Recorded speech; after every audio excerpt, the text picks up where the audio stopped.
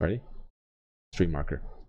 Hey guys, new video here, talking about flowers. Get asked a lot on stream, how to use your flowers, where do you get the flowers, the best way, when to combo them, all that stuff.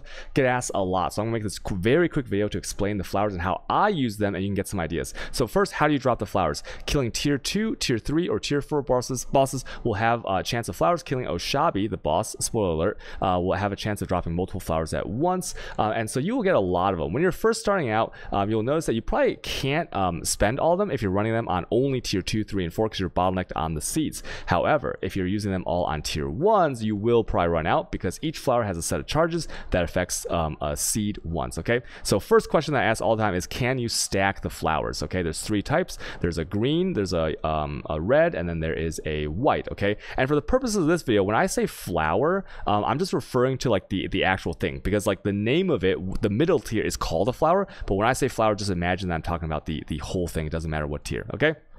So first question, can you stack them? You can stack different colors, but only one of each. So for example, if this seed right here, the Helion seed, was in range of a red, a white, and a green, it could be affected by all 3 of those one time. However, if you had 100 reds, 100 greens, and 100 whites touching it, it would only take one, the most rare of them, to apply. Okay, so you can stack one of each color, but you cannot stack multiple of the same. It would be way too OP. Second question that I get a ton is, how do you use them and what tier do you use them on? Okay, so I would say like there's 3 tiers of these, and the buds are okay to use anywhere. The buds are so cheap and so plentiful and so worth it that you can just like spam buds on your tier 1s if you want. Obviously, it's always better to go to your tier 1s and search for good things that sell. For example, planting all Roas. For this, you'll probably have Weetas. You'll probably have like obviously Thornweavers. But if you're planting Thornweavers, you know what the hell you're doing, and you wouldn't be watching this video. And then for these, like things like Wild Ape or the Physical or the other ones, okay? So if you focus them down, it's much better, but don't be afraid to use your flowers, okay? Like think of it like in Skyrim, when you end the game with 100 elixirs or potions that you never ever never ever use, right? So then you are going to like, you're gonna be like, oh man, I wasted them. But with the flowers, the buds, the tier 1, you'll never waste them, okay? Just spam them everywhere. On tiers 2s, 3s, and 4s, I would implement some rules, okay? So on the rules, I would say that the rules are, if you're gonna use a flower, a green flower on a tier 2, 3, or 4, or a white flower on the tier 2, 3, and 4, you have to use both of them, right? That means that whenever I'm popping 2s, 3s, and 4s, I always use a green and a white in tandem because it's a more multiplier. Think about it like a map, right? If you use 3 scarabs and 4 sextants on a map, would you run that map white? No, you would not, right? You would obviously like use some Chizal, some Alch, maybe even some Delirium Orbs, depending on how juiced you want to get and how good the seed is. So think about the seed like your map and the flowers combinations as your sextants, scarabs, and Chizals and things like this, okay? Another question I get is like, how do you place them? So the way that it works is it's an 11 by 11 grid. When you mouse over, you see the white border. That's what affects it. It goes 5 units in one way, and it's very important that it does work diagonal. For example, if I put it diagonally here and I went down like this, 1, 2, harvester, 4, 5, it would actually go diagonal and cover everything, right? The way that I've built my garden, I redid my garden yesterday, is because I wanted alleyways. See, there's an alleyway here, and an alleyway here, and an alleyway here, and then there's also one over here. And the reason I do that is because if I have to put something one away, see how it doesn't get full coverage, I can just put another one on the other side, and they don't like eat up both charges, right? So you get full coverage by placing one on each side. You can go east, west, north, south, right? And as you can see, I can place them here, and I get full coverage on my 2s and 3s. I'm gonna show you real quick my tier 3 setup here, and it's the exact same thing, but except for that they might be able to turn because I have north-south orientation for these flowers, and then I have an east orientation here, and then a west orientation here for alleyways of flowers, right?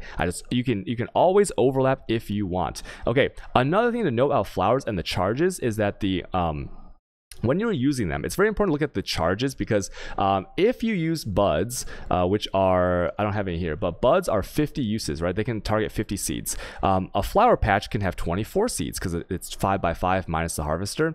So when you run 2 patches fully, your bud will be at 2 out of 50. So this is only important to note when you're running them on the big seeds, 2, 3s, and 4s, because let's say you run 2 patches and then you have this massive Primal Viper seed, right? Primal Vipers sell in bulk for like 20 to 30 C at least. So let's say you plant like, you know, a few Exalted Primal Vipers, and you didn't see that your green and white seed combo was at 2 out of 50, or like, I don't know, like 6 out of 150 or whatever, right? You'd be completely screwed and you lose so much money. Anecdotally, I would say that if you use those on the good seeds, for example, Speeds, Thornweavers, Primal Vipers, and above, you will make probably like 5 to 10 times more. So if you were only going to get like 1 or 2 like Augs or removes or Aug removes, you might get like 6, 8, 10. Like I've had things happen on stream where I popped it with Thornweavers. I used a Fortune Blossom and a Horty Blossom, right? That's a green one,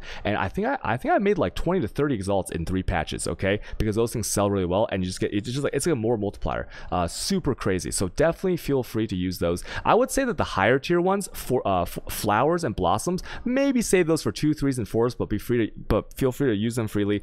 Tier 1 buds, use them anywhere and everywhere, right? You will never run out. And if you only use them on the higher tiers, the buds, then you'll have too many and they're completely wasted and you're losing money, okay? So don't be afraid to use your flowers. Another thing I'm going to talk about is this little seed here. This is a very quick note. This seed right here gives you another roll of the entire garden. So there's 24 seeds here, not counting this one. What it does, instead of getting 23 outcomes from your harvester, you will have 46 outcomes. It's ridiculous, right? So basically how it works is it doesn't matter what seed you plant, to the point where, like, let's say you plant a really shitty it only works on pink seeds, by the way. Let's say you plant a really shitty one, like one that I consider bad because I have too many of them is let's say which one is bad, I guess. Let's see. Okay, like this one, right? Like maybe this one sucks. And so let's say you plant 24 of these.